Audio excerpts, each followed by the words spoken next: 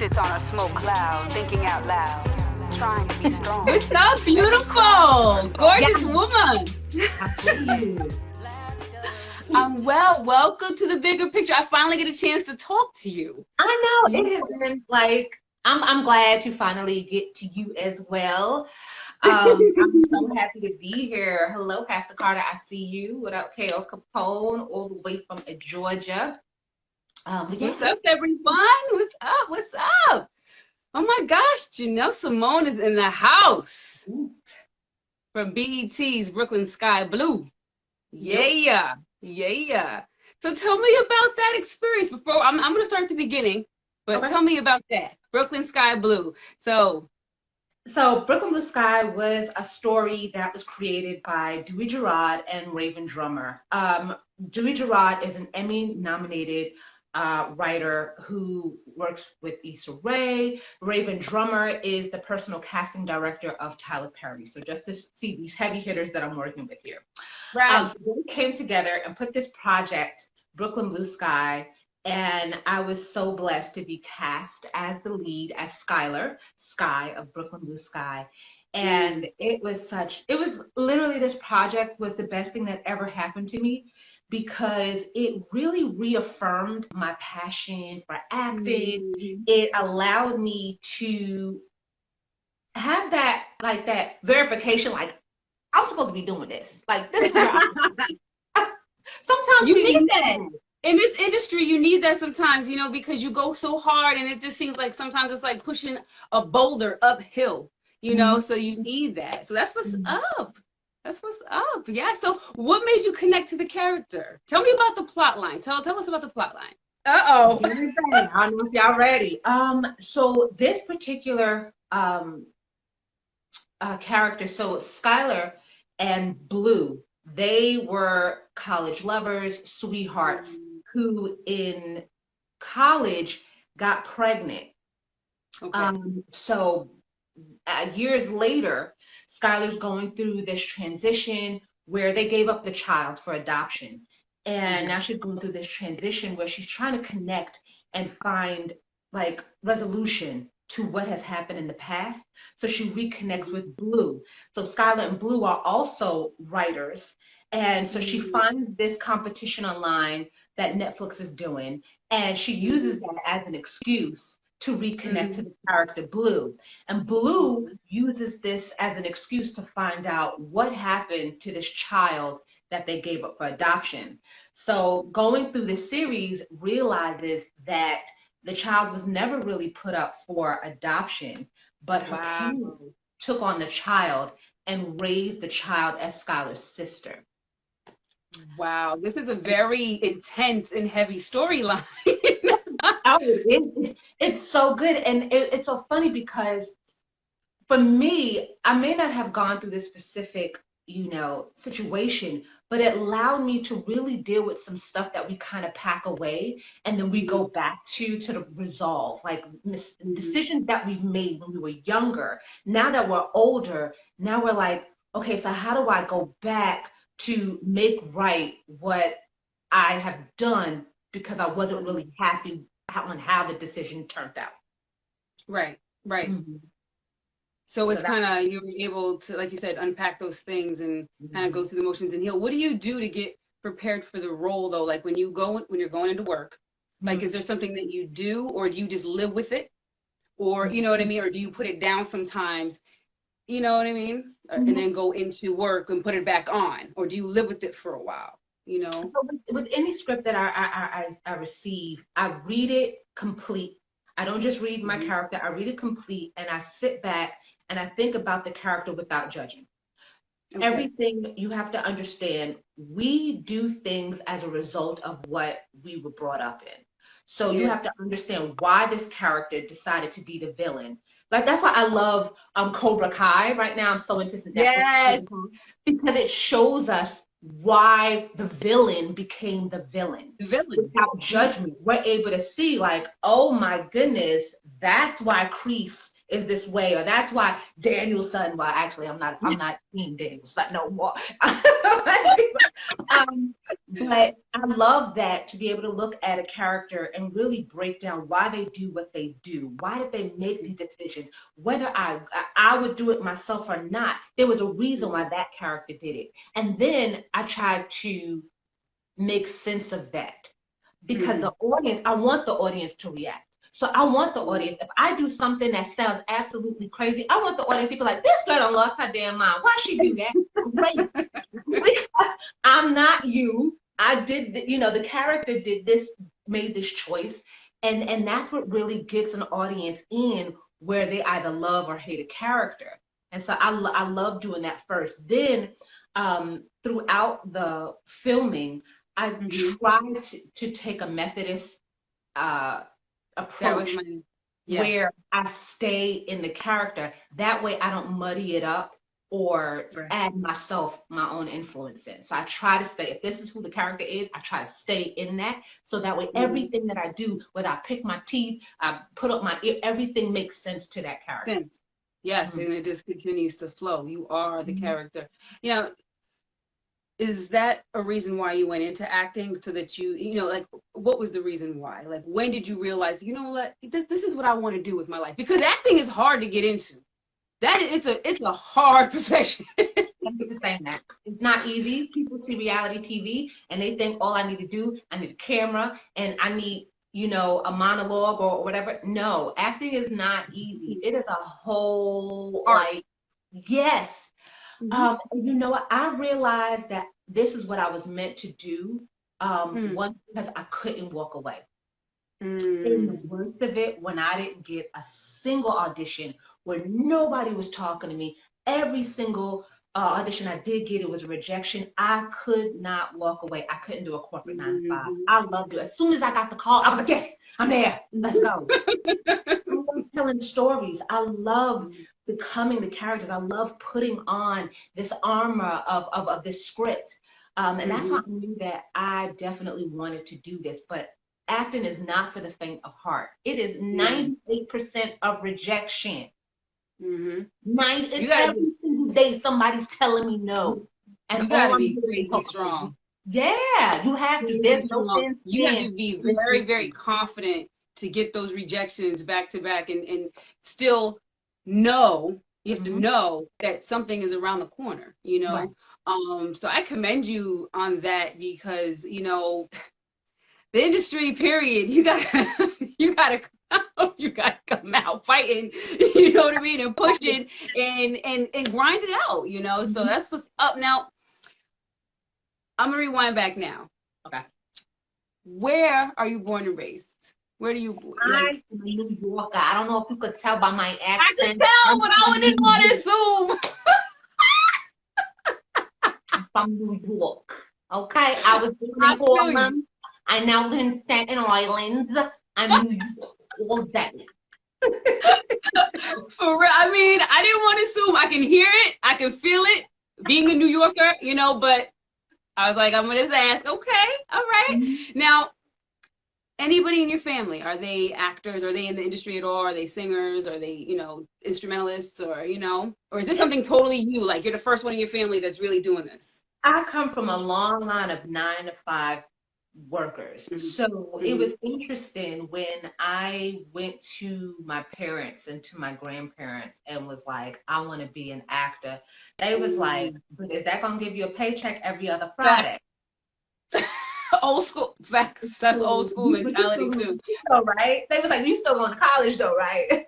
That's true. But what else are you gonna do to support? Yeah. It was. I know.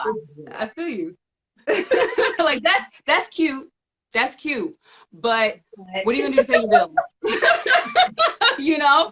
So wow. So you really have it in your spirit then. Like, so was it in high school? Was it in college? When, was it elementary school even? Like, when did you realize, what was your first part? What was your first part? I think it was always in me. Even as a child, I have a large family. And, even at family functions, my Aunt Laline, that's how I'm a little Southern too, Auburn, Alabama, War Eagle. Okay. So my Aunt Lily, she would always like bring me into the room and have me perform and in front of the family. So I've always Mm-hmm. been that person. But it Mm-hmm. really hit me in junior high school. I went to high Mm-hmm. school in Staten Island, junior high school in Staten Island, New York, and I wasn't really. I didn't know I wanted to be drama. I was actually an Mm-hmm. art. I was a concentration in art, so I took a lot of art classes. Oh, so you And draw. I used to. Don't ask me to do that now because I can't Oh, even draw she for them said, right now. no. Mm. No, that was the skill set that left at me. It left it. Um, but I had the opportunity to take a drama class, Mm. and in that drama class, it just literally transformed my life. Like Mm. we had to do an assignment where we had to do a monologue. I wasn't Mm. prepared, so I literally made the whole monologue up. I improv the whole thing, completely made it That's up. what's up. They cried, laughed, and cheered me on at the end, and I knew I was like, "This is what I'm supposed to do," and I have Yeah. not left it since. I knew it Wow. from there, and Wow. I Yeah, was it the just first is like it's person. natural.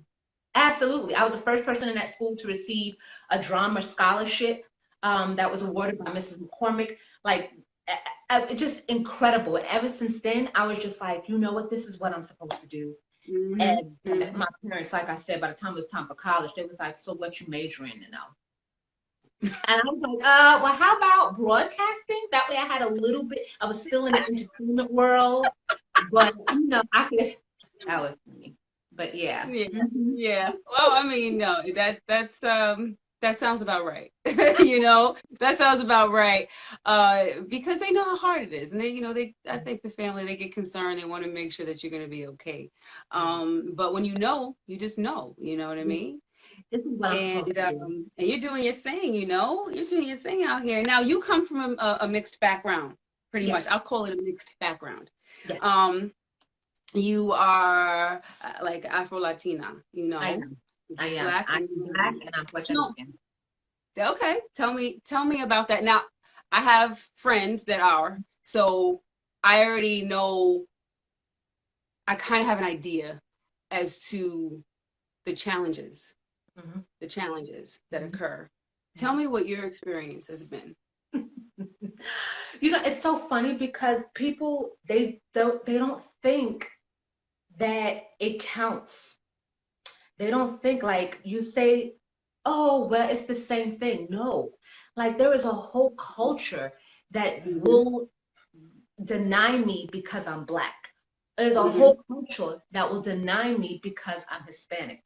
And the Mm-hmm. colorism, even in our community, is Mm-hmm. insane.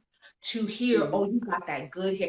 Uh, what annoys me the most is when people see me and they see my hair and they be like, oh, you're mixed. Why can't I just be like, I know beautiful, full, Mm-hmm. black, gorgeous women that have amazing hair, but Yeah. immediately it's the stigma. If you have nice Mm-hmm. hair, then you can't be just black. Right. That Right. annoys me that we have Yeah. these horrible ideas in our culture. But yeah, it Especially, was hard. It was yeah, hard. about hair. My Yeah. parents, when they got together, it was hard for them. My father's family actually kicked him out of his family. Like, I don't know his side of the family because he was dating my mother. And Wow. he was like, I don't care. Like, I love this beautiful black woman, and I'm Mm-hmm. going to leave and risk it all and start a life with this woman. And thank God he did because I'm a Mm-hmm. product of that. They're still Right. married, they're still in love, and thank Oh, God that it was not easy for no. them. My mother growing up with me and my sister, taking us to school, we went to private school as a child, as children, and she would get stopped and ID'd because they thought she was our She nanny. was taking care of you. Mm-hmm. Mm-hmm. And I'm like, that's crazy that my mother Mm-hmm. couldn't even pick us up from school because they didn't assume that she was, my parental unit. Yeah. Yeah. It's crazy. People Yeah. stopping her in Central Park, asking her if she could mind their children because they think she's the Right. maid. Like, that's crazy to me. crazy. Ignorance. But this is There's a lot of real. there's a lot of ignorance. A lot of people just there's no awareness. They have absolutely no idea, so they Mhm, just make the assumptions, and then there's a lot of prejudices as well that go along with mhm. that. Right. And it makes life very challenging, you Mhm, know. So I mean, that's got to be rough. Again, I have friends that like are Panamanian, you know what I'm saying? mhm, And she's, darker hued, but her parents speak nothing but Spanish. Like she mhm, speaks Spanish. Like you know what I mean? And it's really hard to like the balance sometimes can be really hard. Um mhm. so I completely understand. I'm mixed, being mixed, and I've had to deal with my own thing. So, you know, it's a challenge. People just don't know. And that's why we're here. We're gonna educate them. You know what I'm saying? but but yeah, so we're gonna go back to what you do as far as acting and such. Do you do anything else besides act? I think I read Mainly something. acting. Mainly acting. That's where my focus on. But I have lived many lives in the Nice. past. I have toured as a background dancer. I have toured Mm-hmm. as a background singer. I Mm-hmm. have many, many lives that I have lived. But acting is my number one right now. That is my heart. Okay. That's it. Okay. Well, what do you see yourself? Do you see yourself doing anything else like horror or like comedy or like what would be like your something unexpected? I don't know. Like, what do you where do you I see this would road going? I would love to do sketch comedy on like SNL. Like the funny part, I'm actually very funny. Nobody knows that except for my inner circle. I would love to create characters and really just go forth and play. Horror, Hmm. I don't think I could do it. I'm the biggest No. scaredy cat. I I'm you can't even watch certain commercials, okay? I watch TV and I'm like, I don't know. But yeah, So you would comedy. write. So you want to write then? It sounds like you'd be willing to write. Oh no, no, no, that's not my thing. I'm not really a writer per se, and it's so funny because I kind of get upset with the narrative that's happening in the entertainment world, where they're Mm-hmm. constantly telling people that you have to create content, and Mm-hmm. sometimes an actor is not a writer. All we Mm-hmm. do is perform. We take on what someone else puts to paper, and our Mm-hmm. job is just to breathe life into it. And so Mm-hmm. I've been having this war with quite a few people because they're like, "Oh, you should write, you should write, you should Mm-hmm. write." I'm not a Mm-hmm. writer. I failed English. I'm gonna be real. I was terrible. I was terrible at it. I don't know where to It's put the commas, the ellipses. I over ellipses everything. I don't know how to write. Me too. Dot dot dot. Everything's dot dot dot. I do that a lot, and I'm a writer, and I do it a lot. So See, see, see, I'm terrible. But I could read something and literally where you and breathe life into it to where somebody's like, I didn't even see that. Oh, wow, that's great. I love Mhm. telling stories. I have to tell your story. I don't have Mhm. to tell. Okay, okay, that's okay. That's afraid to do what you got. It's you got to do what you feel. You got to do what feels Mhm. natural. You know what I Right. mean? Um, Now, who are you looking like? Is there somebody that you want to work with? Whether it's another actor, is there like a writer you want to work with? Is there a director that you really want to work with?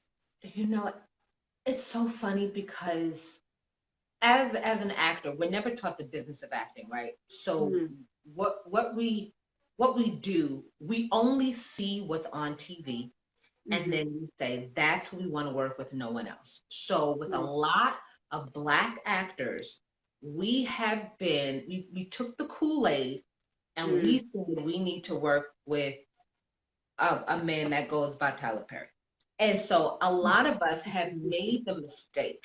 And Tyler Mm-hmm. Perry has started a lot of careers, and Of I course, honor him for everything that he has done. absolutely. Fortunately, because our networks are so oversaturated by his work, that a lot of actors only focus on one avenue to get in, and that Okay. they no longer put themselves in a place for opportunity to work with other talent. So it's Yeah. so funny that this during this pandemic, I have been in communications with a lot of local writers. One that I absolutely adore, very tight, and he's in Chicago, Christopher Nolan. Um, so these are writer, directors, producers who are creating amazing work that building up. So I'm really, as much as I will, don't get me wrong, Tyler Perry called me today. I'm like, yes, Mr. Perry, how can I help? Whatever you like. Whatever you like. Woo. I do it. What time you need me there? What time you need me there? I'll be I'm on time saying, okay? But there are a lot of awesome new writers that have amazing content, and I want to work with them. I have done some Zoom meetings, reading scripts from new writers that really have been motivating me and moving me. This one guy, El Porter, he also is from Chicago, and I got a chance to read one of his projects. I could say the name because he's already promoting it. Dadding and Sonning, and I'm talking about good scripts that speaks for us. That is right. like, oh my gosh, like I would love to be a part of this. Let's build. I'm all about building. Yes, I want to work with Kugler. Yes, I want to work with Ava DuVernay. Yes, I want to do the big projects. But I also am not negating or leaving out these newer talents that are growing, that are the next generation who's going to take over TV. And that's what I really want to work with. I want to work with someone new. Well, there's something to be said about it. It's like there's more of a rawness, more of a freshness. You know what I mean? That the stories seem to be more honest. Yes. They're not colored with, just flash and you know what I mean? Like stuff that seems to be more mainstream, because it seems like the bigger things get, the more mainstream they get, the more they have to throw in all these different, you gotta mention your sponsors, or you gotta, you know what I mean? It just gets so big that there's so many components that things lose that freshness, they lose that rawness. It's like they almost get muddled, they get watered down. So I can completely understand it. That makes complete sense. Now, is there something that you look for besides like the rawness, freshness, the truth in the stories? Is there something within the writing that you look for, though? I mean, of course you want to be connected to it, but like sometimes is it like there's like styles sometimes of writing, like how like Spike Lee, he's got his own like style of storytelling, you know what I'm saying? Like, is there something that you look for in the writing? Like, what grabs you? I look for writing that is unpredictable for me as an actor.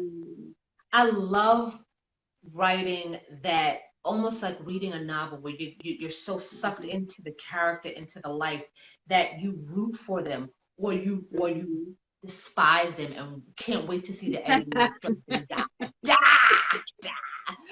I love that. I love it. It's funny enough, I even love movies that just allow even lighter tones. It's interesting as an actor, because we put in our head that we need to be this type. This is our brand. This is who we are.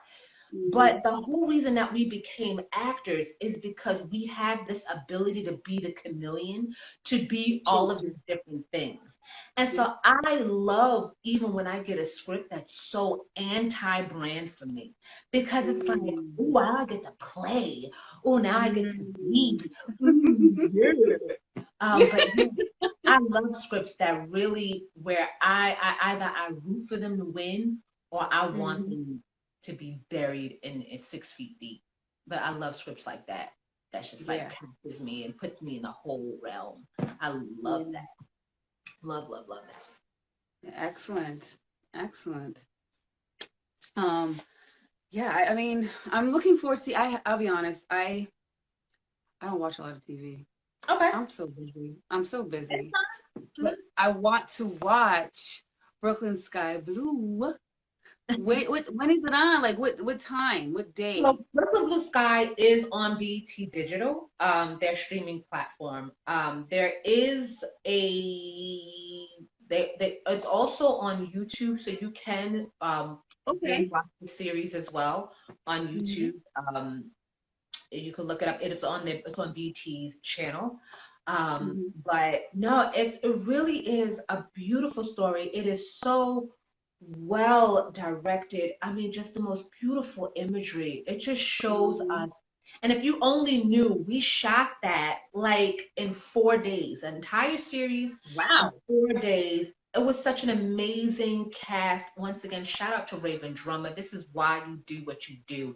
She was able to put us all together, Mhm. and everyone from like we're still so close, which is so funny to have a cast where everyone is so beautiful people. First off, I'm not Mhm. even gonna lie. Mhm. I'm not trying to be biased, but it is a good cast. I did know. I did. I was doing all the research.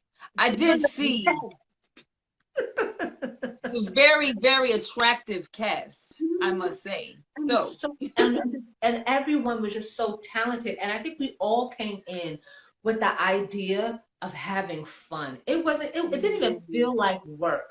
We came in, we did what we had to do, we shot it in 4 days, and the rest was history. We were winning festival after festival. That's where the buildup came from. Because they didn't even know that it was going to BET. When Dewey Gerard and Raven Drummer put this project together, they were just seeing, it was what thy hand finds to do. So they just put it together and said, let's see what happens. And from Mhm. that, the snowball effect happened, and we were winning festival after festival. Networks were calling them. Um, we won the American Black Film Festival that year. HBO Wow, was that's big. really gave us the red carpet, which was amazing. And eventually, BET they acquired us as their first digital series that they did not produce themselves. So we are the first Mm. digital series that BT purchased that they did not produce.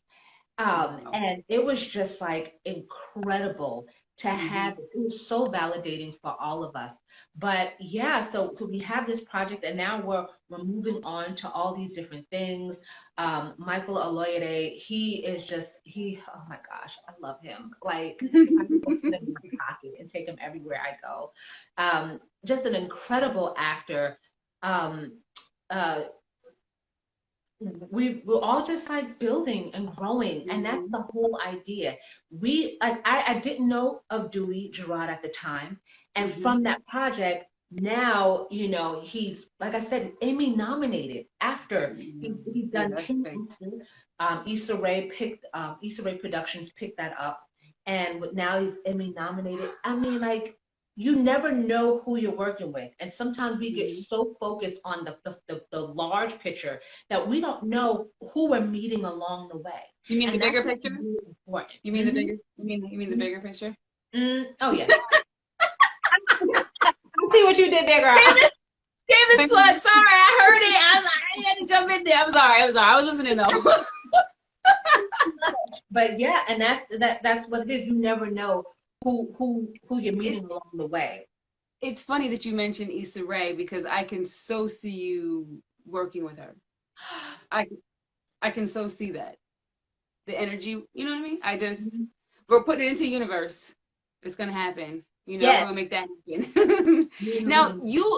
you enjoy theater. I do. You do? Mhm. Okay. You ever think you'd start your own theater company? You over here trying to get me to produce stuff. You know what? Honestly, I'm always in the mind to help build and grow. Yeah. So uh, that would be so rewarding for me to be in a place where I can go back and Right. build for the next person to rise. I would absolutely love that. I would love to be able to say, okay, I'm in a good space. Now let me Mhm. fund your project so now you can come on up Right. and You're gonna pick the stories that you want to have on Mhm. stage so that those stories are told and it's a 100%. projection of the culture and growth Mhm. and you Mhm. know Yep. So, And that's how it should be. We should be looking back to help the next instead of being like crabs in the barrel and be like, oh, me. No. right. Because people get into the industry thinking it's going to be a 1, 2, 3 thing, and it's about me, and it's about, getting, you know, it's about ego. And Right. it's really, people lose their way and they forget that it's about the art form. Mm-hmm. So, what would be your advice to aspiring actors? Ooh. You know what? I was just talking to an amazing talent today who Mm, is mentoring, as he puts it. He doesn't coach, he mentors mhm, actors. And I love that idea. Shout out to Derek Bernard. He is a recurring actor on For Life. He's got other few projects, and he is mentoring new actors that are coming into the mhm, game. So mhm, my best advice for actors is to find a mentor. There is okay. no need for you to go in and see what works, but Mhm, find somebody who made it work and mhm, then get that coaching. Connect with mm, someone who is in the business, who is, and don't get me wrong, you're gonna have to pay for some services. Listen to me, ain't nothing in this business free. What? She look at it. Okay, I'm just putting it out there. Pay for the services, but if you want to fast track your career, get with a winning mentor, a winning coach who is going Mhm, to take the fluff and the wonder out of how to get into the game. But mhm, understand that you mhm, need at least the basic skill of acting.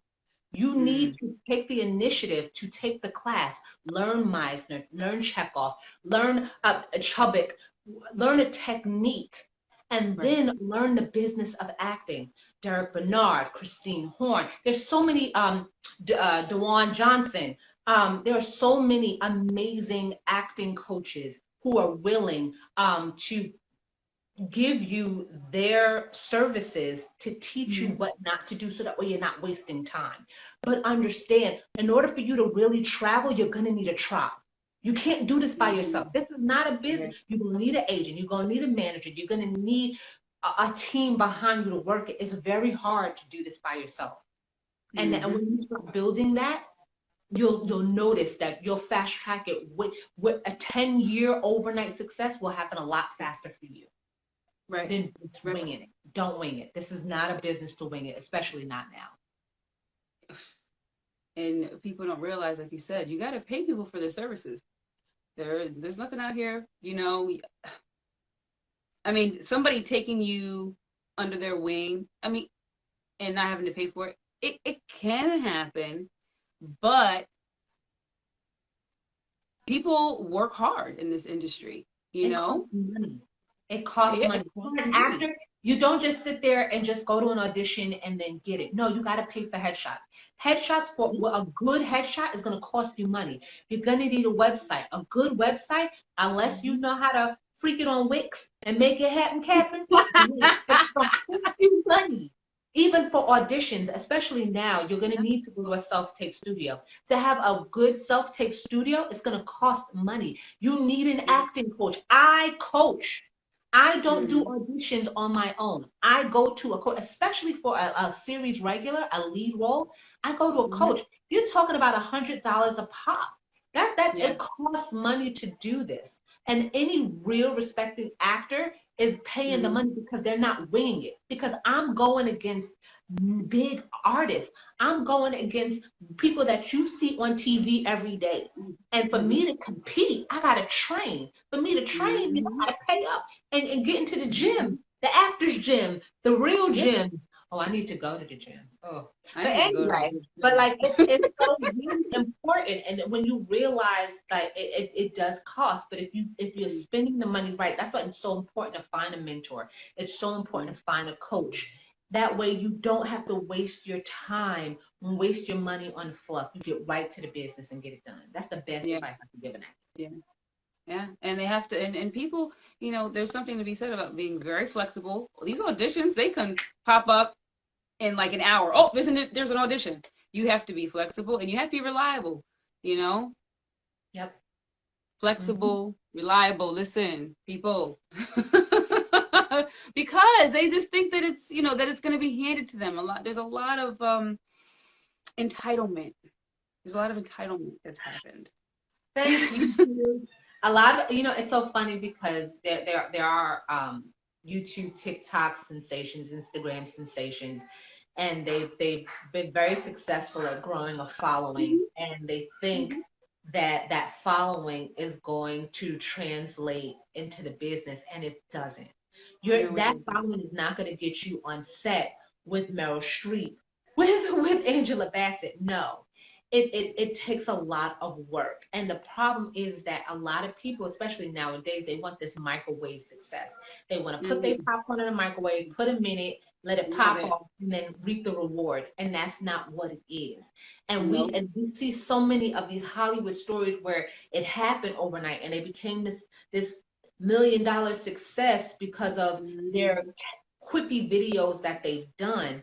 But it's so much more than that. And then you really get to see who's in it for the long haul, like who really has the guts to get in, and when it hurts, still staying in it. When you are sick to your stomach, why am I doing this? But yet you just give it a little bit more. That's what separates the real talent that makes it to the red carpet than those who just make it to the million followers on social media. And you know what? It's funny because I find there are a lot of successful people that have under 10,000 followers. Like, you know what I'm saying? And so people need to realize that a lot of that stuff is just fluff. And like you said, it's blood, sweat, and tears. You have to really love it. You have to really want it. And be willing to sacrifice for it, which you are doing, and you're doing an amazing job. Because it's so funny. It's finally great to talk to you because we've been following each other for like a couple years. I've been stalking you forever. I know. So it's like, we pop up on each other's pages every now and then, you know what I mean? To show some love, and it's always been love. And, and that's what thank you for that, by the way. I just want to say thank you for coming. Of course, thank you. And it's so important right now that we do show love, that we do support. It costs nothing to hit a like. It costs nothing to leave a comment. It costs nothing. Like, come out, I see you, an amazing actor as well, doing some big things. With Method. I saw those pictures online. But it costs nothing to support when someone is doing something it costs nothing to show love. And then you'd be surprised what happened. Look, I get a chance to be on your live to be interviewed. This is crazy. I got a chance to be in Urban Magazine, honey. I was able, I had a little fish, honey. Love. You'd be surprised who you're going to when on your way to the bigger picture. You'd be surprised who you meet. And it's really about showing love and supporting, because it costs nothing to do that. Nothing. It costs nothing. And it's about relationships and being a good person and having good energy, and you have amazing energy. You really do. You really do. So, I'm not going to keep you too much longer. But I mean, is there anything that you'd like to say to those that are watching and listening? Is there any other advice or something funny or? No, it's so good. I absolutely, thank you again for this opportunity to just talk and just have a good time. I could do this all night. Hey, Erin, I know. I love the ability, but I'm really excited. I have a few projects that I do have on Amazon Prime right now. I'm a lead in a project called Mixed Emotions, which is about a young Afro-Latina who's Black and Puerto Rican, and she goes through this whole tug of war as to who her identity, what she identifies at, and how she is able to go back and forth into those worlds. So that was released recently on Amazon Prime. I will be on a show. I can't say it yet, but all I can say, NBC in March. I can't wait. Oh, it's gonna be NBC in March. I'm excited. It's gonna be great. It's gonna be great. Yeah, but I'm working on a lot of local series. I've got DNA is another series written by an amazing Afro-Latina Tanzania. It's really important to work, but be progressive and not busy. And it's okay to say no if it's something that's busy and not progressive. That's great advice, because you can be busy doing nothing. Basically, Nothing. you could be busy in the same. You just spinning your wheels like a hamster wheel, you know. And that's great advice. It really is. And yes, and everybody's like, congratulations, for real. Congratulations. Yes, seriously. NBC, that's big. You said NBC.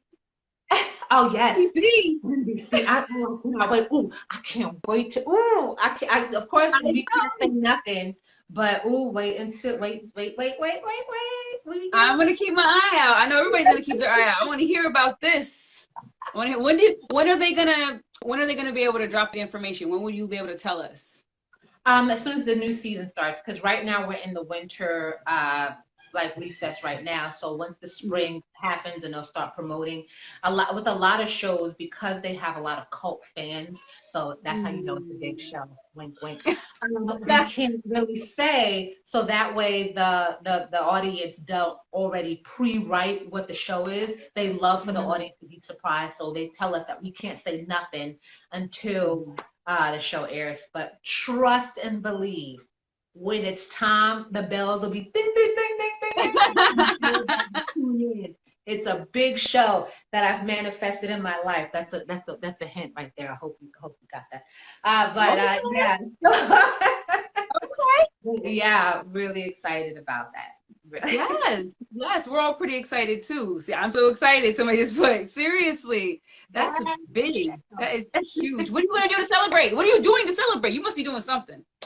I'm just be chilling. No, just be. All right. I'm gonna pitch this to you right quick.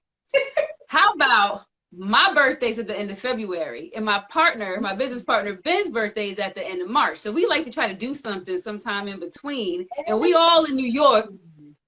So as long as this pandemic is, controlled.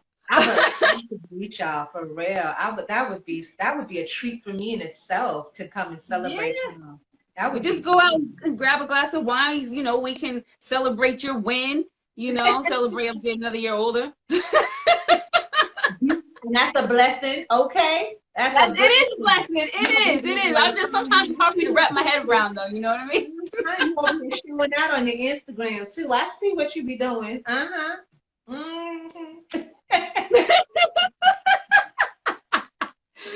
Oh my goodness.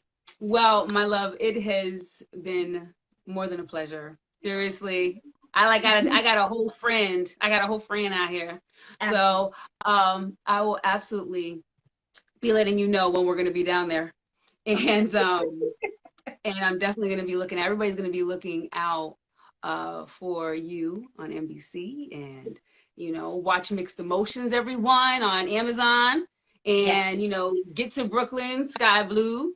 Is it Blue Sky or Sky Blue? BT Digital. Brooklyn Blue Sky. Yeah. BT Digital. Yep. Get out there and watch that, and keep your eye on Jenelle. And if you didn't see her in Urban Magazine, okay, you need to check that out. All right. Make it happen. And anyway, but I'm gonna let you go. Thank you again, and we'll be in touch. All right. She finds herself flying alone. Bye. She is but a strange bird wanting to belong. She is black dove, blue song, but all she finds are dead end places.